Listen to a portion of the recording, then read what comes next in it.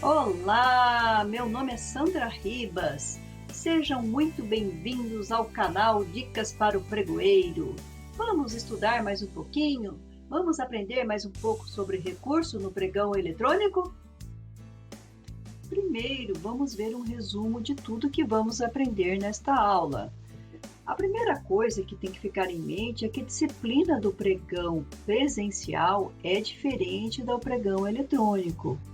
Enquanto que no pregão presencial as razões recursais é uma mera faculdade, no eletrônico ela é obrigatória. Na ausência dessas razões recursais no pregão eletrônico, o pregoeiro pode cancelar o recurso e adjudicar o objeto ao vencedor.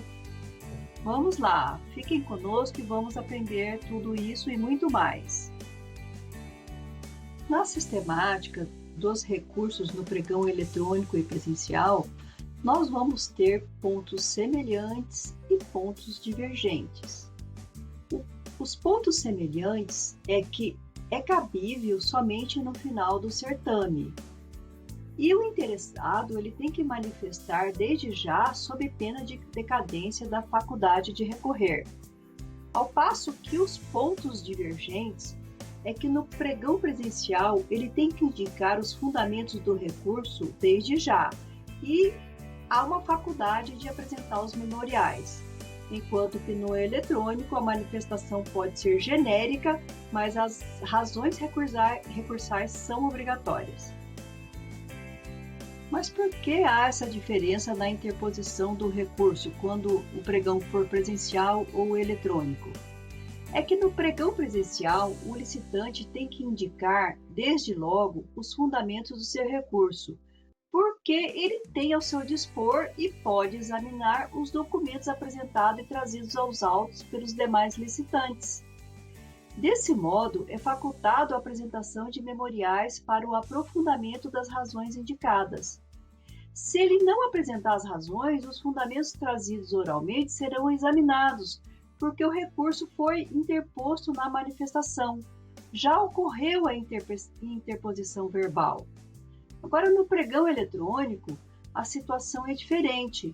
O licitante tem que se manifestar antes de ter acesso a prazo razoável aos documentos do vencedor. No outro vídeo que vocês podem assistir sobre o recurso no pregão presencial, eu detalhei mais essa parte aí. Por que é facultado, as razões do pregão presencial? Agora vem a pergunta que não quer calar. Mesmo com a sistemática trazida pelo Decreto 10.024, pode-se entender que o licitante não tem acesso aos documentos no prazo razoável? Veja que a redação do novo decreto é igual à redação anterior. Não há obrigação do recorrente apontar os fundamentos. Portanto, pela regulamentação, ainda que se considere que o licitante teria prazo razoável para apontar seus fundamentos, o decreto não exige de imediato. Então, mesmo que com a nova sistemática trazida pelo Decreto 10.024, em que os licitantes são obrigados a inserir no sistema toda a documentação exigida, o prazo para se manifestar sobre a intenção de recorrer é curto, não propiciando o exame detalhado de todos os elementos apresentados e trazidos aos autos. No Comprasnet, normalmente o pregoeiro examina a documentação após a etapa de lances. Na sequência, declara o vencedor e abre o prazo de 20 minutos para a manifestação recursal. Nesse tempo, que vai do encerramento da etapa de lances até o final de prazo da manifestação recursal, pode acontecer do interessado não ter tido acesso a toda a documentação ou não ter tido tempo hábil de examiná-la.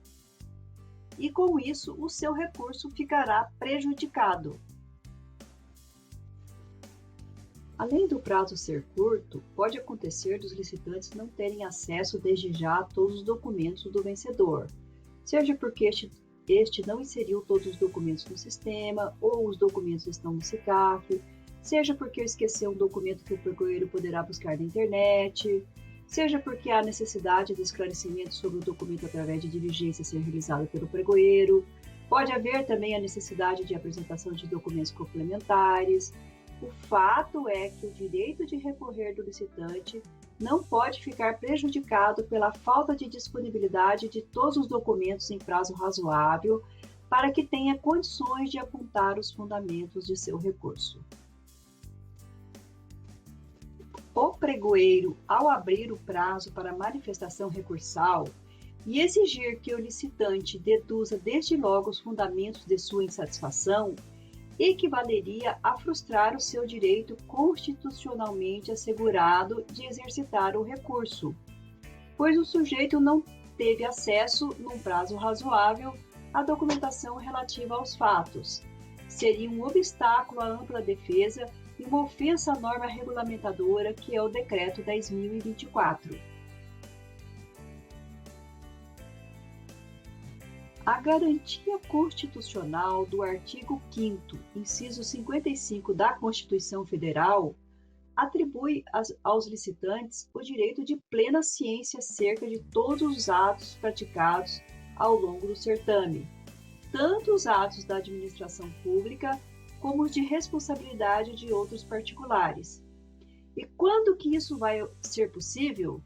Isso só vai ocorrer depois que o licitante tiver acesso em prazo razoável a todos os documentos do certame, que normalmente são disponibilizados no prazo para apresentar as razões recursais.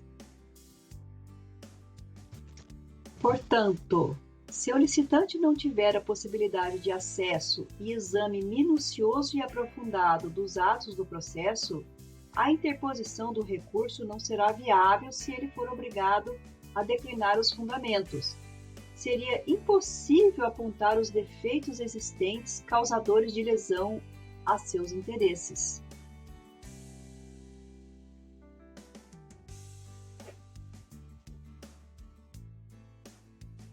Sobre o tema, vejamos as lições de Marçal Justem Filho.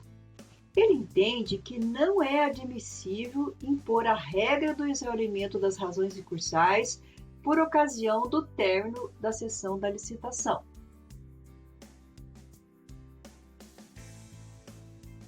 No mesmo sentido, ensina Joel de Menezes Niebuhr. Para ele, o recurso é interposto com as razões por escrito. A manifestação da intenção é pura e simplesmente o modo para evitar a decadência do direito de interpô-lo. Veja a conclusão de Niebuhr sobre o tema. Para ele, se os licitantes não apresentam as razões por escrito, deve-se considerar que o recurso não foi interposto e, via de consequência, a administração não é obrigada a se pronunciar. A Lei Paranaense nº 15.608 de 2007, que trata das normas de licitação, traz os requisitos do pregão presencial no artigo 58. No inciso 19 deste mesmo artigo, consta que o licitante, após declarado o vencedor, poderá manifestar motivadamente a intenção de recorrer da decisão do pregoeiro, através do registro da síntese das suas razões em ata. Veja que o licitante tem que se manifestar sobre a intenção de recorrer e, neste mesmo momento, já deve deduzir suas razões, seus fundamentos, ou seja, apresentar seus memoriais. A apresentação das razões no prazo de 3 dias é uma faculdade. O recurso será analisado ainda que ausente as razões, porque já houve a interposição verbal que foi transcrita na ata. Agora, as regras do pregão eletrônico são descritas no artigo 59 e 65. Este último artigo dispõe que, declarado o vencedor, qualquer licitante poderá, durante a sessão pública, de forma imediata e motivada, em campo próprio do sistema, manifestar a sua intenção de recorrer, sendo-lhe concedido o prazo de 3 dias para razões do recurso. Observe que aqui não é obrigatório a síntese de suas razões no momento da manifestação no interesse recursal. As razões deverá obrigatoriamente ser apresentada no prazo de 3 dias, sob pena do recurso não ser aceito. Neste prazo, o licitante terá a oportunidade de ter acesso a toda a documentação do vencedor e da documentação juntadas pelo pregoeiro, quando não inseridas nos sistemas, ou decorrente de diligência, ou ainda de pedido de documento complementar.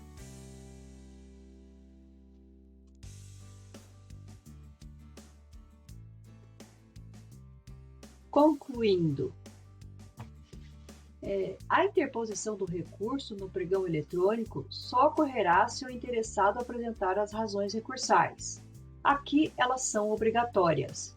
A mera manifestação da intenção de recorrer não se confunde com a efetiva interposição do recurso. Não havendo apresentação das razões recursais, deverá reputar-se que não houve o exercício da faculdade de recorrer.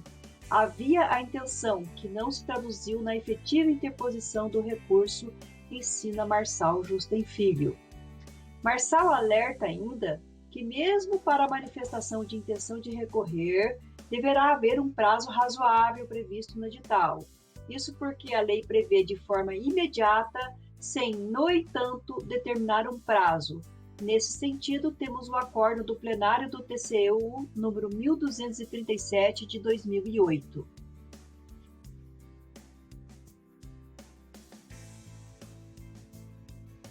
Chegamos ao final desse vídeo de recursos no pregão eletrônico. Muito obrigada, espero ter sido útil, espero que tenhamos aprendido juntos. Fique ligado no próximo vídeo que veremos casos práticos de recurso no pregão eletrônico com respostas. Bye bye, te vejo em breve.